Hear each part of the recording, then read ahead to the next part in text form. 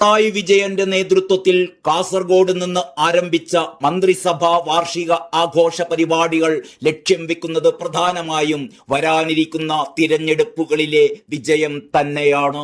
മൂന്നാം പിണറായി സർക്കാർ എന്ന ലക്ഷ്യത്തിലെത്തും മുമ്പ് അവർക്ക് മറ്റു 2 മത്സരങ്ങൾ കൂടി അഭിമുഖീകരിക്കേണ്ടതുണ്ട്. ആദ്യത്തേത് നിലമ്പൂർ ഉപതിരഞ്ഞെടുപ്പ് എന്ന ക്വാർട്ടർ മത്സരം, അത് കഴിഞ്ഞ് തദ്ദേശ തിരഞ്ഞെടുപ്പ് എന്ന സെമിയും. നിലമ്പൂരിൽ LDFന്റെ സിറ്റിംഗ് സീറ്റാണ്. അത് നഷ്ടപ്പെട്ടാൽ പിണറായി സർക്കാരിനെതിരായ ജനരോഷത്തിന്റെ പ്രതിഫലനമെന്ന് വ്യാഖ്യാനിക്കാനും തുടർന്നുള്ള മറ്റു തിരഞ്ഞെടുപ്പുകളിൽ LDFന്റെ ആത്മവിശ്വാസം നശിപ്പിക്കാനും UDFന് കഴിയുമെന്നതുറപ്പ്. അതുകൊണ്ട് തന്നെ ഇപ്പോഴത്തെ സ്ഥാനാർത്ഥി ആരാവണമെന്ന ചർച്ചയും വിവാദവുമൊക്കെ എത്രയും പെട്ടെന്ന് പരിഹരിക്കാനുള്ള ശ്രമങ്ങൾ അവർ നടത്തിക്കൊണ്ടിരിക്കുന്നുമുണ്ട്. അതിനിടയ്ക്കാണിതാ മുസ്ലിം ലീഗ് അതിർക്കടന്ന ആത്മവിശ്വാസവുമായി രംഗത്തെത്തിയിരിക്കുന്നത്.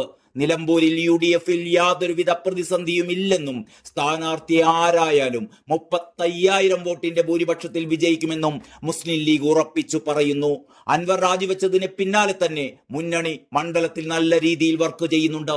അതിനാൽ തന്നെ വിജയത്തിന്റെ കാര്യത്തിൽ യാതൊരുവിധ സംശയവും വേണ്ടെന്നാണ് മുസ്ലിം ലീഗിന്റെ മലപ്പുറം ജില്ലാ ഉപാധ്യക്ഷനും ജില്ലാ പഞ്ചായത്ത് വൈസ് പ്രസിഡന്റുമായ ഇസ്മയിൽ മുത്തേടം വ്യക്തമാക്കുന്നത്. മണ്ഡലത്തിൽ 204 ബൂത്തുകളാണ് ഉണ്ടായിരുന്നത്. അതിത്തവണ 263 ബൂത്തായി. അപ്പോൾ 59 ബൂത്തുകളാണ് വർദ്ധിച്ചത്. 59 ബൂത്തുകൾ വർദ്ധിക്കുക എന്ന് പറയുമ്പോൾ മൊത്തത്തിൽ അതിന്റെ സ്ട്രക്ചറിൽ തന്നെ ചേഞ്ച് വന്നിരിക്കുകയാണ്. ആ ചേഞ്ച് കാരണം നമുക്ക് പുതിയ ബൂത്ത് കൺവീനർമാരെയും BLOമാരെയും ഒക്കെ വെക്കേണ്ടതുണ്ടായിരുന്നു. അതിനുവേണ്ടി തുടക്കത്തിലെ വർക്ക് ചെയ്തു. വോട്ടർ പട്ടിക ഇറങ്ങിയത് മുതൽ തന്നെ അതിന്റെ പുറകെയുണ്ട്. ഇപ്പോൾ നമുക്ക് എല്ലാ ബൂത്തിലും ചെയർമാനും കൺവീനർമാരുമായി മികച്ച രീതിയിൽ ഹോംവർക്ക് നടത്തി വോട്ട് ചേർത്തിട്ടുണ്ട് എന്നും മൂത്തേടം പറയുകയാണ്. 10,000-ഓളം പുതിയ വോട്ടുകൾ നിലമ്പൂർ അസംബ്ലി മണ്ഡലത്തിൽ ചേർത്തിട്ടുണ്ടാകും. 5,000-ഓളം വോട്ട് കഴിഞ്ഞ ലോക്സഭാ തിരഞ്ഞെടുപ്പിലും ഉപതെരഞ്ഞെടുപ്പിലുമായി ചേർത്തു. അങ്ങനെ 15,000 വോട്ടുകൾ ആകെ അധികമായി വന്നിട്ടുണ്ട്. ആകെ 2,30,000 വോട്ടുകൾ നിലമ്പൂർ മണ്ഡലത്തിലുണ്ട്. അത് വളരെ കൃത്യമായിട്ട് തന്നെയാണ് ഈ സർക്കാരിനെതിരെ വിനിയോഗിക്കാൻ വേണ്ടി എല്ലാവരും തയ്യാറായി നിൽക്കുന്നത് എന്നും മുത്തേടം പറയുന്നു. ഈ സർക്കാർ ചെയ്യുന്നത് തെറ്റാണ് എന്നും സർക്കാരിന് ജനപിന്തുണ ഇല്ലെന്നും ഈ തിരഞ്ഞെടുപ്പിലൂടെ ഞങ്ങൾ തെളിയിക്കുക തന്നെ ചെയ്യും. ഒരു 35,000 വോട്ടിന് ഞങ്ങൾ ഇവിടെ ജയിച്ചു കയറുമെന്ന രീതിയിലേക്ക് ഞങ്ങളുടെ തിരഞ്ഞെടുപ്പ് വർക്ക് മുന്നോട്ട് പോയിക്കൊണ്ടിരിക്കുകയാണെന്നും അദ്ദേഹം കൂട്ടിച്ചേർത്തു. സ്ഥാനാർത്ഥികളായി ഉയർത്തിക്കാട്ടാൻ ഞങ്ങൾക്ക് 2 പേരെങ്കിലും ഉണ്ടല്ലോ, അതല്ലെങ്കിൽ അതിനേക്കാൾ കൂടുതൽ ഉണ്ടല്ലോ.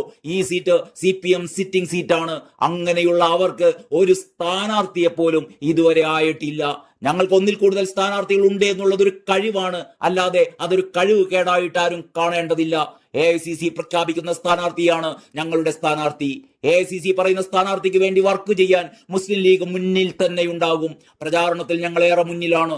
2016-ലും 2021-ലും പറ്റിയ ഒരു അപകടം ഈ തിരഞ്ഞെടുപ്പിൽ പറ്റരുത് എന്ന് മുസ്ലിം ലീഗിനും UDFനും ആഗ്രഹമുണ്ട്.